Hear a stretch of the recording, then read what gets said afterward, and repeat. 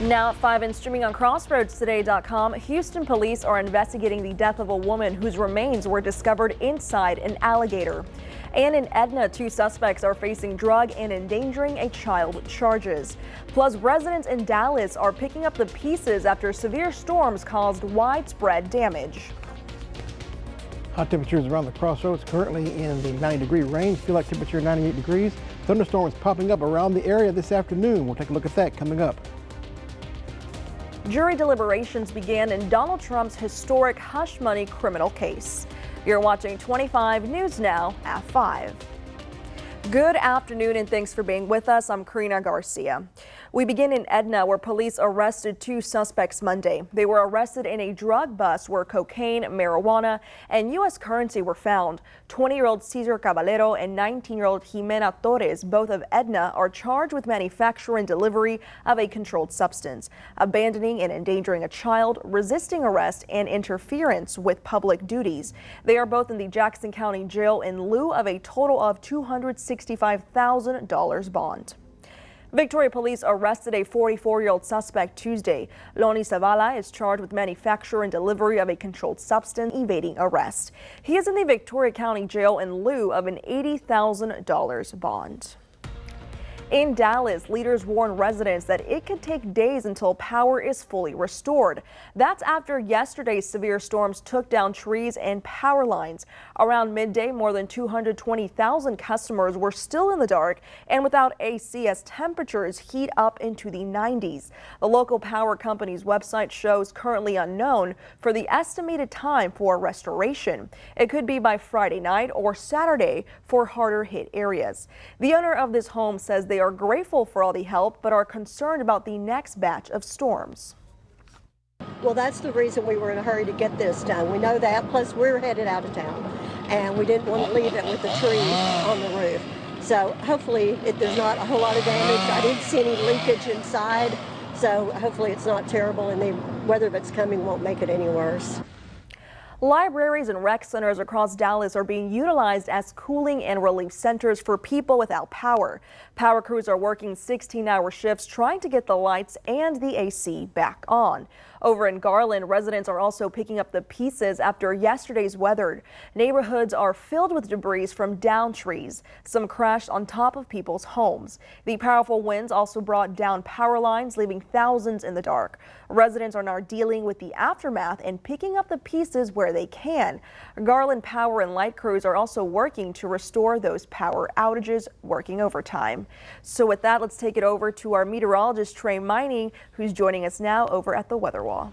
And thank you, Karina. It's been amazing round of severe weather, not only in Texas, but around the country the last several weeks. So more to come. Looks like that could be the case. For us here, pretty quiet in comparison. There's a thunderstorm just south of Victoria. Let's zoom in on this right here. There is Highway 87 right here, 59 right here, kind of in between south of the airport, south above the Telfner area. Dropping some brief heavy rainfall, but it'll begin to fade on out as we lose the daytime heating. More thunderstorms to come. That's a yes. We'll give you the details coming up in the full forecast. Back to you, Karina. Trey, thank you. Houston police are investigating the death of a woman whose remains were found in the jaws of an alligator.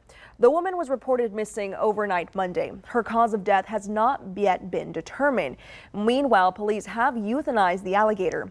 Fatal alligator attacks are rare in Texas. The last one was in 2015 when a man was killed while swimming in a bayou. Jury deliberations have started in the historic criminal trial against former President Donald Trump. Trump is facing 34 charges of falsifying business records to cover up a conspiracy to corrupt the 2016 election. For the first time in U.S. history, a jury now weighing criminal charges against a former American president. 12 New Yorkers deliberating behind closed doors to decide whether or not Donald Trump should be convicted on 34 counts of falsifying business records in the hush money payment to adult film actress Stormy Daniels. Mother Teresa could not beat these charges.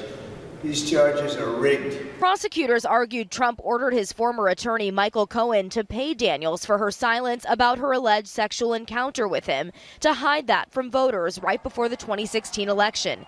They say when Trump reimbursed Cohen, he purposely disguised it as a legal expense, a scheme that prosecutors called a subversion of democracy. The prosecution bringing 20 witnesses to the stand, including Daniels and their star witness, Michael Cohen. But the defense told jurors they couldn't convict based on Cohen's testimony. Defense attorney Todd Blanche calling Cohen the greatest liar of all time. The defense started by trying to raise what's called reasonable doubt. They talked about Donald Trump's intent, lack thereof, to commit a crime. Trump has pleaded not guilty and has denied that sexual encounter with Daniels. But the prosecution asking the jury to hold Trump accountable to come back in here and say guilty. Prosecutors came back and said, look, we don't even need Michael Cohen in our case. Look at the documentary evidence. Prosecutors trying to tell jurors, look at the big picture here. How else could this possibly have happened? What else could Donald Trump have possibly been doing except paying off Stormy Daniels in an effort to protect himself from the 2016 election ramifications? And now the jury is made up of 7 men and 5 women, and this is a very educated jury. There's a teacher, there's a speech therapist, lawyers, and bankers. The judge says deliberations will go until 4:30 this afternoon, and if there is no decision, they're expected to return tomorrow. Rena Roy, ABC News, New York. Former Trump spokesperson Karina Pearson won the Republican primary runoff for a Texas state House seat. Pearson beat incumbent state representative Justin Holen in the Dallas area 33 district. With no Democrat on the ballot, she is almost certain to win the general election come November. Pearson was a highly visible Trump spokesperson during Trump's first campaign. Last month, the Victoria ISD Board of Trustees accepted Dr. Quentin Shepard's resignation. Deputy Superintendent Randy Meyer was appointed as the interim superintendent. Meyer says he does not want to pursue the permanent superintendent position. Upon the selection of a new superintendent, he will resume duties as deputy superintendent. The district will pay $49,658.33 to Dr. Shepard's 40 unused vacation days. His most recent contract was signed July 1st of 2022. It was set to end June 30th of 2026. Dr. Shepard's final day was Saturday, May 25th. For the first time in 2 decades, Lavaca County is getting a new sheriff. Stephen Greenwell defeated incumbent Sheriff Michael Harmon in Tuesday's runoff election. Greenwell won with 66% of the vote. Harmon has been Lavaca County Sheriff since 2004, and Greenwell has more than 25 years of law enforcement experience and served in positions focused on fighting drug trafficking, human trafficking, and other crimes.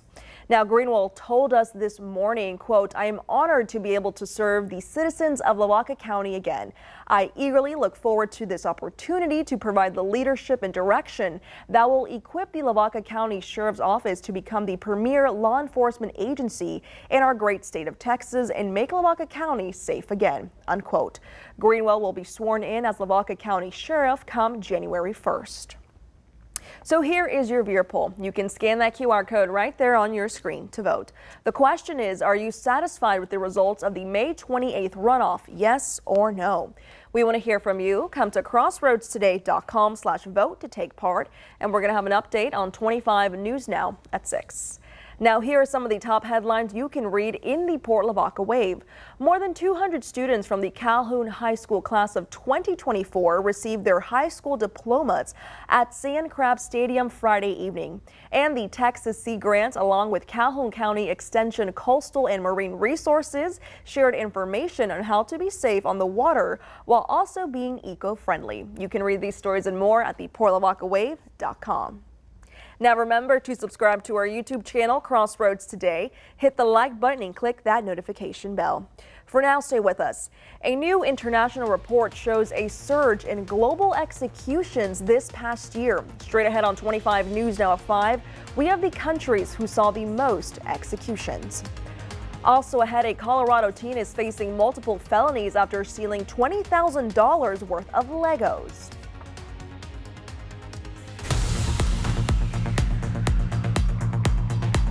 Hi, I'm Detective Kelly Gibbs with the Victoria Police Department. Victoria Crime Stoppers is seeking information about a burglary of a building. On April 2, 2024, a burglary was reported to have occurred in the early morning hours at the 3600 block of North Laurent.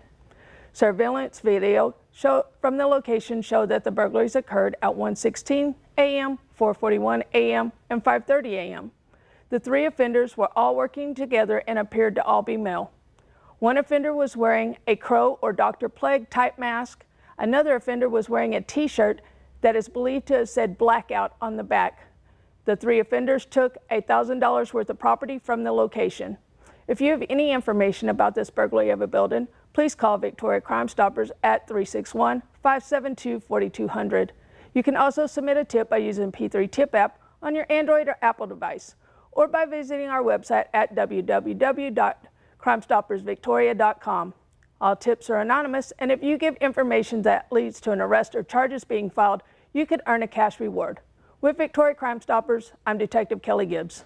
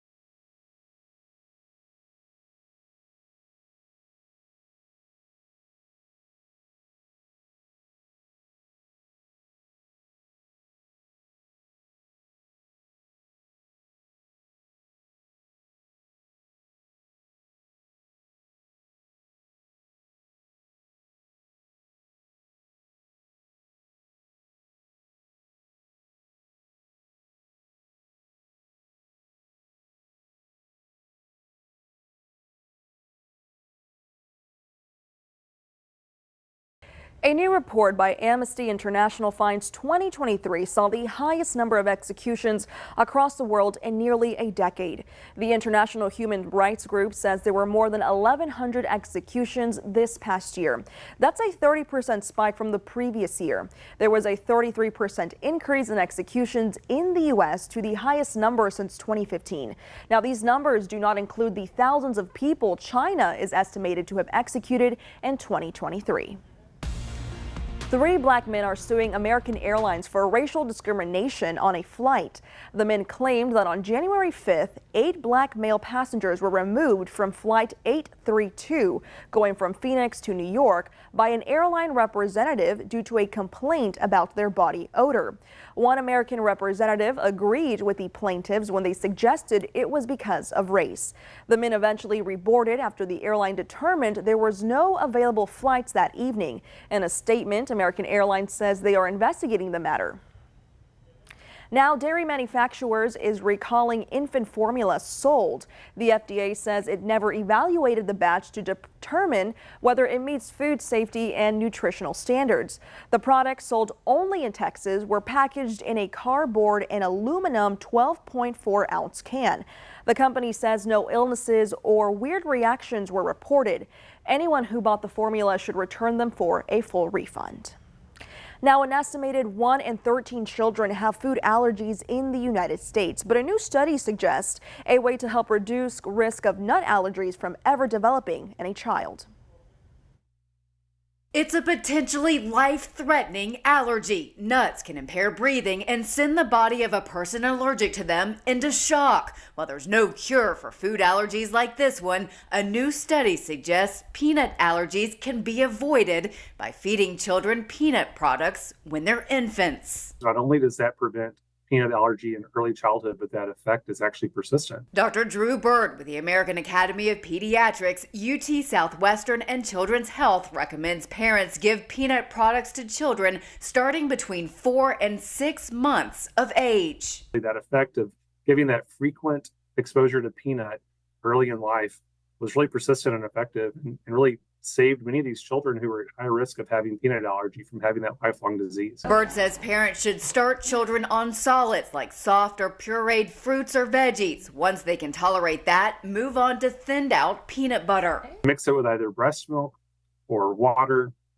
or the child's formula or a vegetable or fruit puree, and get it really soft and soupy, so like those stage 1 consistencies that we feed our children. Bird says to start small and gradually increase the amount. Researchers recommend parents work up to 6 grams of peanut products every week until the age of 5, but consistency is key. Once you get it in there, keep it in the diet, and that it can have really lifetime benefit. For Health Minute, I'm Mandy Gaither.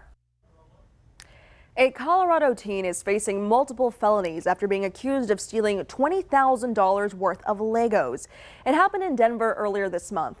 Denver police say the 17-year-old used a rope tied to his bumper of his car to rip the shop's doors open. Police searched the teen's home, where they say they recovered the stolen items. The teen, who police have not identified, faces burglary, criminal mischief, and theft charges.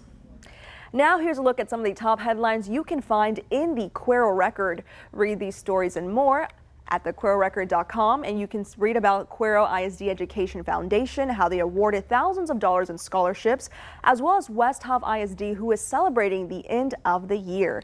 Read these stories at DeWittCountyToday.com. And check it out, coming up this Monday, June the 3rd, 6:30 p.m. after the news, Storm Prep 2024. Get you ready for the hurricane season. What can you do to get ready, of course, how to educate yourself, and what can we expect this hurricane season? I'll give you a hint, it's going to be a busy one, so make your plans to join us coming up this Monday, 6:30 for Storm Prep 2024. I'll be back with today's weather coming up after the break.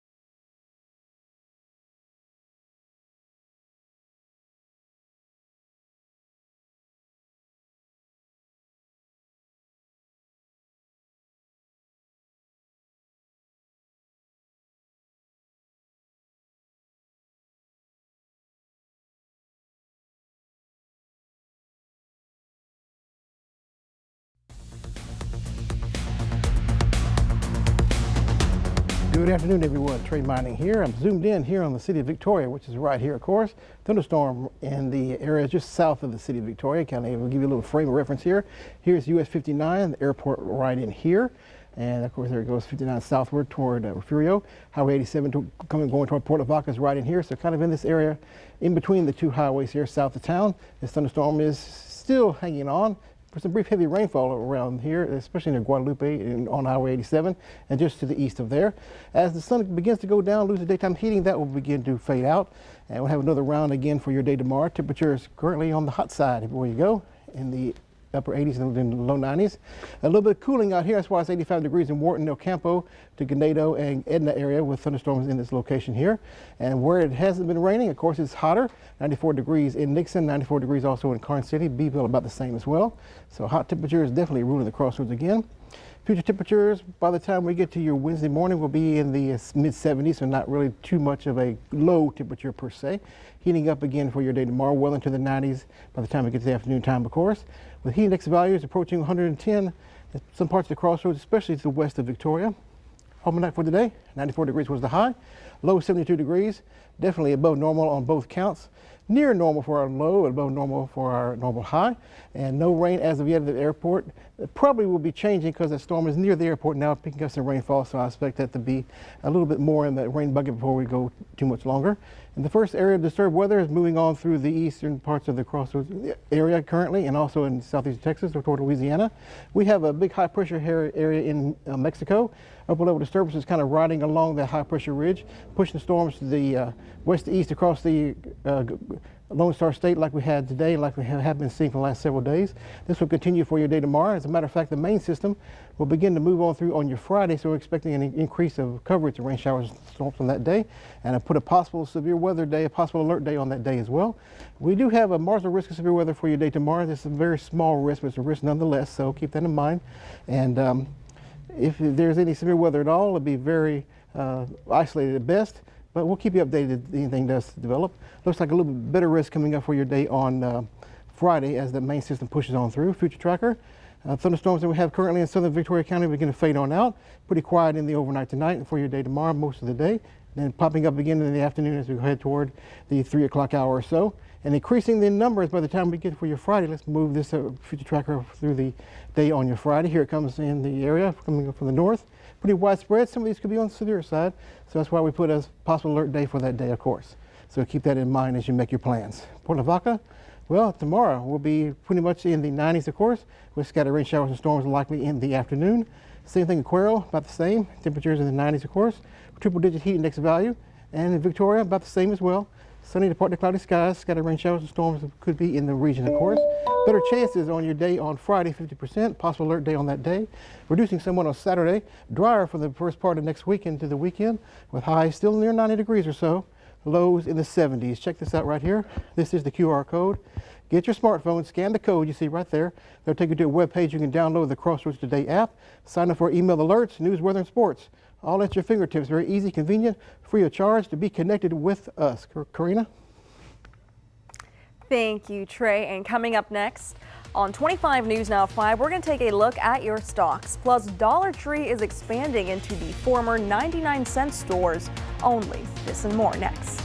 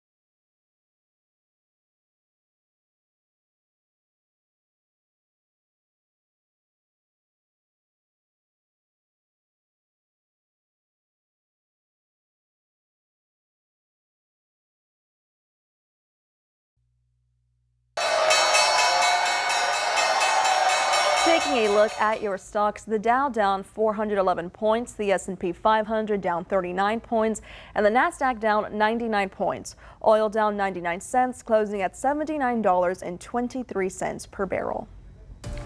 Dollar Tree is moving into multiple closed 99-cent only stores. The company leases for 170 99-cent only stores in Arizona, California, Nevada, and Texas. 99-cent only filed for bankruptcy in April and closed all of its locations. Dollar Tree is planning to reopen these stores with its own products under its branding this fall. Now, Walgreens is slashing prices to lure back inflation-weary shoppers turned off by high prices. Today, the company announced they are cutting prices on over 1,500 items both online and in stores. This comes after retailers hiked up prices as inflation spiked in recent years. They hope that lowering prices will encourage consumers to spend more freely on both essential items like food and other items like clothes and home decor. And stay with us. We're going to take one last look at your forecast. Plus, an escaped kangaroo had residents in one small Texas city hopping with excitement. Plus, here's a look at world news tonight right after 25 News Now at 5. Coming up tonight, we have breaking news involving Donald Trump with the jury here in New York City. The two key questions late today from the jury, now deliberating his fate and what these questions could mean. We've also learned of a very close call on the runway, an American Airlines passenger jet and another plane next.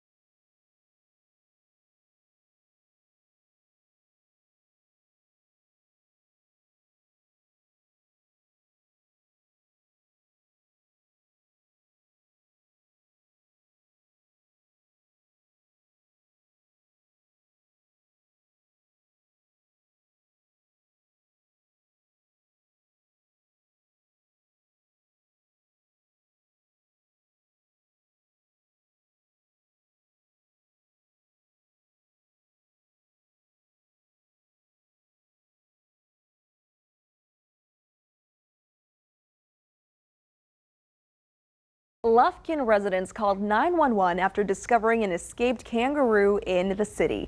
The animal, named Red, belonged to the Lowrys, who owned 16 pet kangaroos. One of the owners mistakenly left the gate to the pen unlatched. One stayed by the pen, but Red took off. While kangaroos can be dangerous, about 5 or 6 hours later, Red ended up finding his own way back home.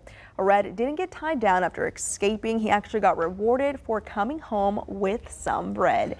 Have you ever seen a kangaroo? They're pretty buff. They are. They're very strong animals. Thankfully, the kangaroo made its way back home and didn't have to capture it because it would be really a big ordeal to capture it. If it came down to a kangaroo one-on-one, I think I have a chance. I've been doing some CrossFit lately. You know what I mean? There you go. Yeah. You never know when you'll be meeting a kangaroo. You never know. But this weather has been killing me, Trey. It has, yes. Heat, humidity, definitely. We'll have more of that in the foreseeable future.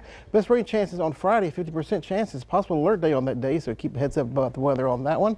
And then drying out somewhat by the weekend, but keeping it hot. 90s right on through into next week. Alrighty, thank you, Trey. And thank you for being with us. We hope to see you back here tonight for 25 News Now at 6. World News Tonight with David Muir is up next.